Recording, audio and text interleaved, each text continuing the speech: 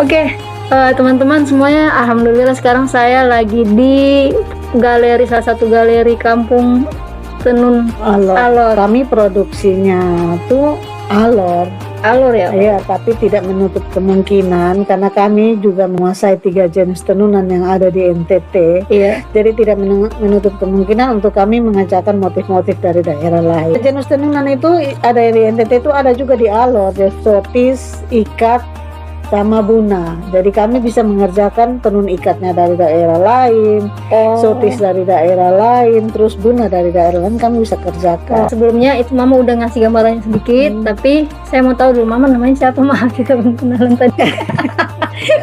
Kalau nama saya Esther Abola. Mama Esther Abola. Kalau di Kupang itu ibu ini biasanya dipanggil Mama kalau di sini ya, Maya. Jadi kalau kita ketemu sama orang yang sudah menikah, umumnya panggilnya Mama.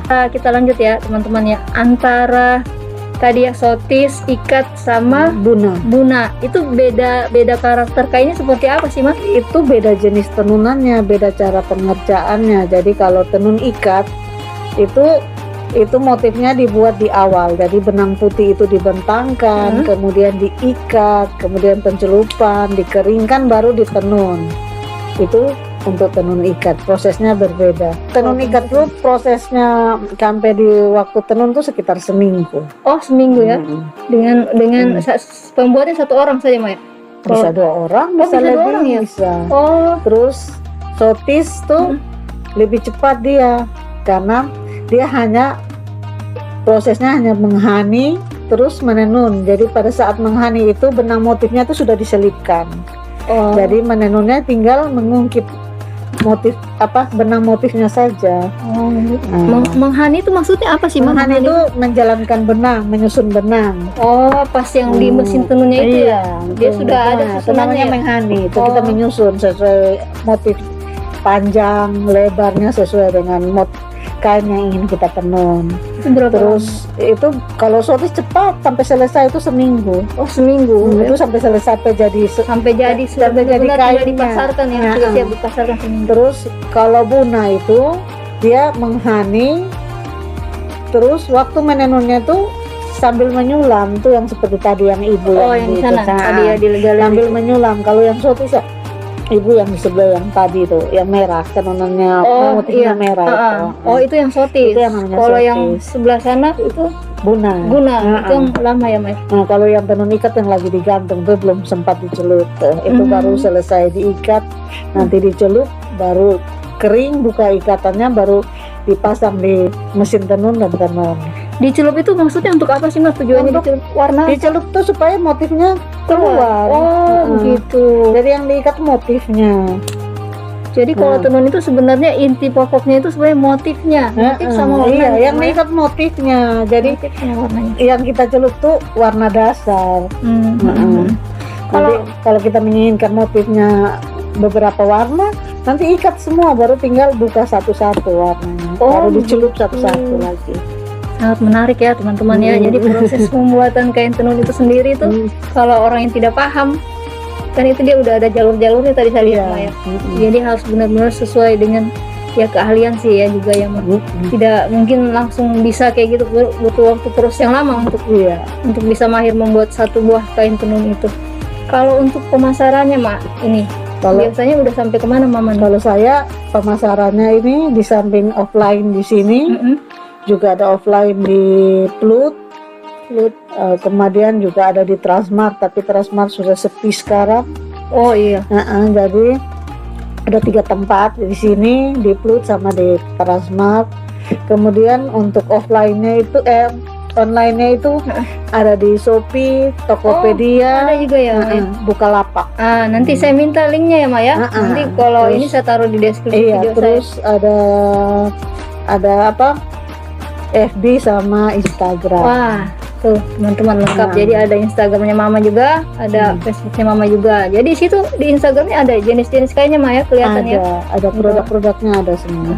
Kalau ini itu masih yang dalam Indonesia. Kalau keluar negeri udah pernah bertemu nggak? Keluar negeri itu saya belum keluar untuk khusus menjual keluar belum, tapi kalau turis-turis datang membeli dan bawa sudah. Oh udah ya. Jadi memang wisatawannya langsung datang ke sini banyak ya yang kayak gitu Maya. Jadi kalau untuk menjual langsung ke sana belum ya. Tapi kalau di sini dia tidak dia cuma di sini jualnya kain khusus Ma, atau ada yang sudah berbentuk baju Ma? Kalau sini saya lebih ke kainnya, karena kita punya rumah produksi. Karena itu tadi rumah tenun itu kan rumah produksinya. Ada sewa baju daerah kayak gitu nggak Mas ini?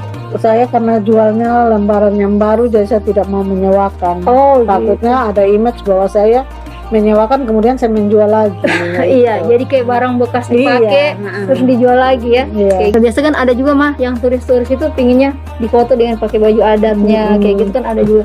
Ada juga kalau mau gitu mereka memberitahukan saya dulu, karena kalau tamu-tamu yang permintaan khusus gitu ada orang yang menyampaikan saya kalau Maria mau mengantarkan tamunya permintaannya seperti ini, itu nanti saya kasih pakai pakaian yang koleksi saya. Usaha ini sebenarnya awal mulanya gimana tuh Mas ceritanya?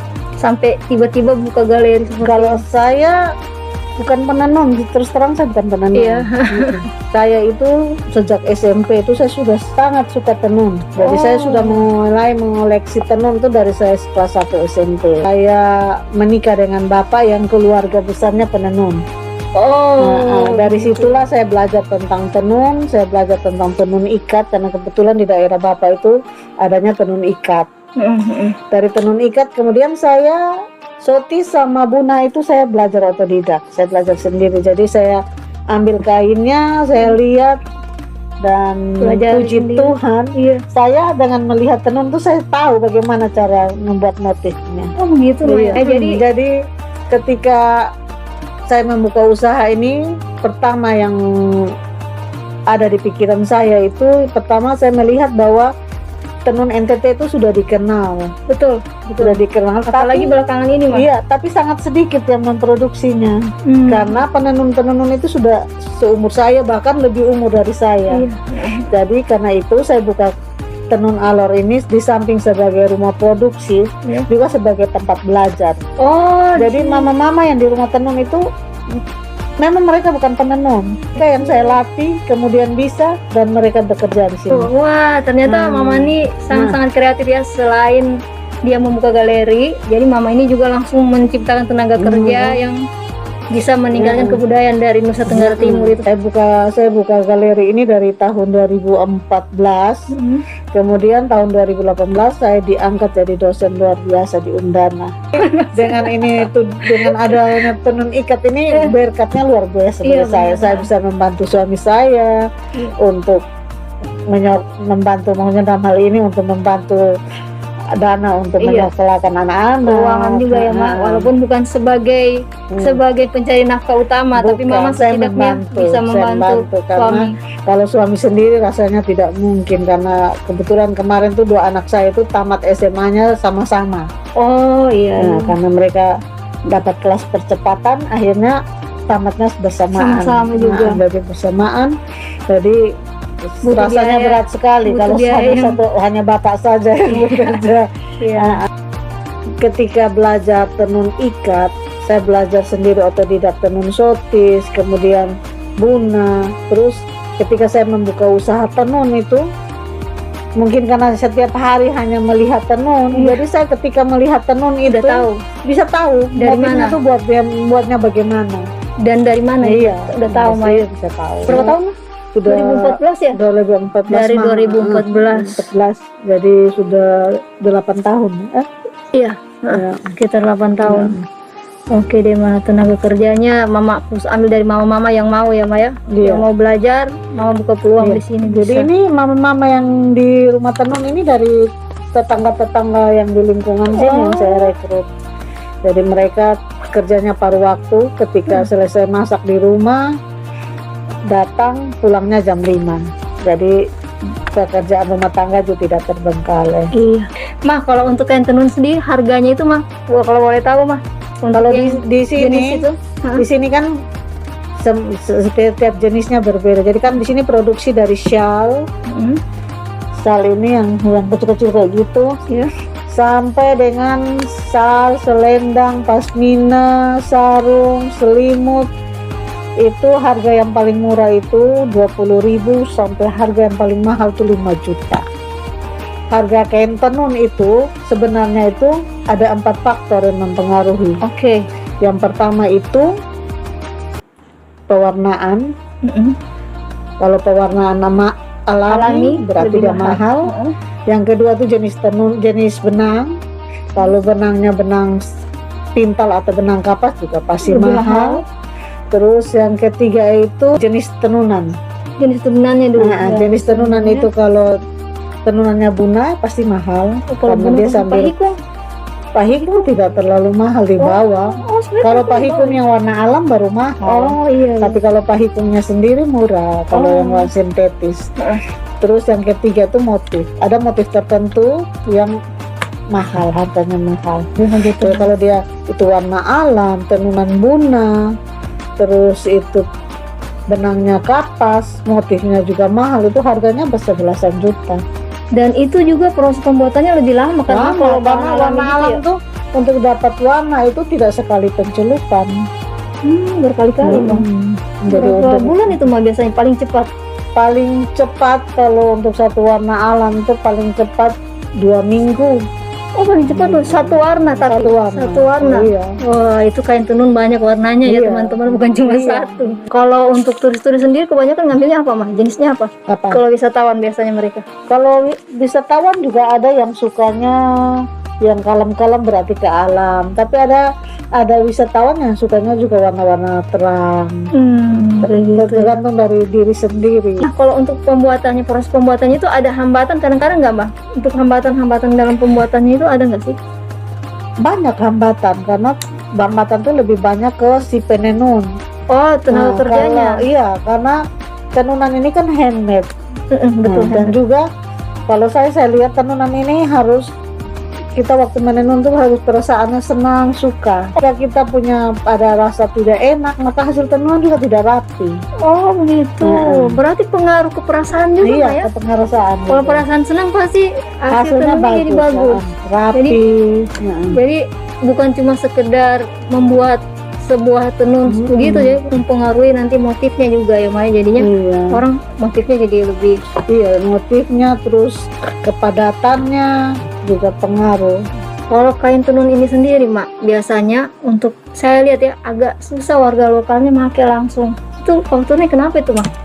Agak susah, maksudnya justru orang-orang yang dari luar yang lebih banyak memakai daripada orang lokal di sini Mak. Apa Iya, karena Apa ada faktor-faktor yang membuat Kita karena sudah dari dulu tuh image-nya tenunan tuh untuk acara adat, untuk pesta. Jadi kita merasa risih saja kalau harus pakainya karena termahal kan. Jadi Iya. kita harus pakai jalan-jalan.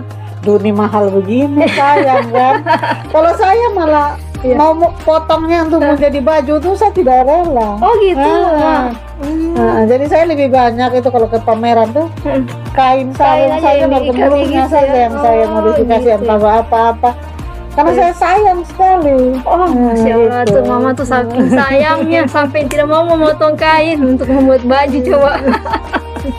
Padahal sebenarnya tujuannya kalau untuk baik sebenarnya tidak apa-apa ya mas, sekali sebenarnya. Karena saya juga kemarin sempat pesan sih mas, saya nggak tahu di sini juga, saya baru tahu di sini ada karena saya ke situ tadi mas, tempat khusus Sasando. Bang, kalau tokonya mama ini selain di NTT ini sendiri ada ke di kabupaten lain tidak mas? Kayak di Flores kayak gitu? Belum, Oh belum ada ya? belum ada. Karena begitu baru mulai 2014, 2019, 2020 awal sudah COVID. Iya. Itu penjualan tuh betul-betul turun Drop. sangat. Drop. Ya Oh, sekarang sudah mulai. Sudah tapi ya masih di bawah. Masih butuh Nah, waktu iya, sih maksudnya. memang. Usaha seperti begini kan lebih banyak yang kita harap, yang membeli kan tamu. Iya benar. Tamu. Terus yang kedua pesta. Iya.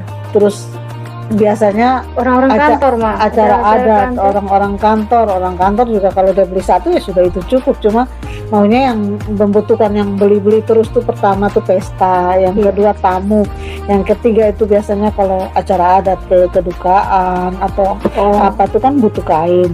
Nah, dengan adanya corona itu semua kan ditiadakan. Iya, Orang betul. meninggal pun dimakamkan secara Secara biasa, diam-diam. iya, secara- Pesta ditiadakan, tamu pun tidak ada, jadi betul-betul anjlok penjualan. Tutup poin nggak? Istilahnya kayak kembali modal kayak gitu sudah sempat belum? Sudah sempat Sudah ya. karena saya sudah mulai dari 2014. Mama punya keinginan nggak mah? Suatu saat nanti kerjasama dengan orang misalnya kayak di luar gitu untuk pemasaran. Punya keinginan kayak gitu nggak sih mah? Punya sih, Cuma memang belum dapat linknya tapi ya. kan ya belum dapat. Linknya untuk kesana ya. Mungkin ada pesan-pesan buat semua khususnya warga negara Indonesia ya yang belum begitu paham atau yang belum begitu tertarik dengan kebudayaan ini kan sekarang Indonesia lebih tertarik barang-barang impor Iya. ya. Ini Kalau mungkin ada pesan Saya buat mama. pesannya cuma mungkin sedikit saja. Ya. Saya mau bilang bahwa tenun itu adalah warisan budaya. Ya. Jadi dengan membeli atau menggunakan tenun kita sudah ikut melestarikan budaya. Tuh, jadi teman-teman dengan membeli tenun kita sudah melestarikan budaya ya. Jadi jangan sampai budaya kita itu digantikan sama budaya-budaya dari luar ya. Karena budaya-budaya Indonesia sendiri itu ragamnya luar biasa banyak. Jadi jangan sampai kita tergantikan. Oke Mama, saya terima kasih atas waktunya di video kali ini. Mamanya lagi sibuk tapi saya dikasih pelayanan yang terbaik sama Mama nih.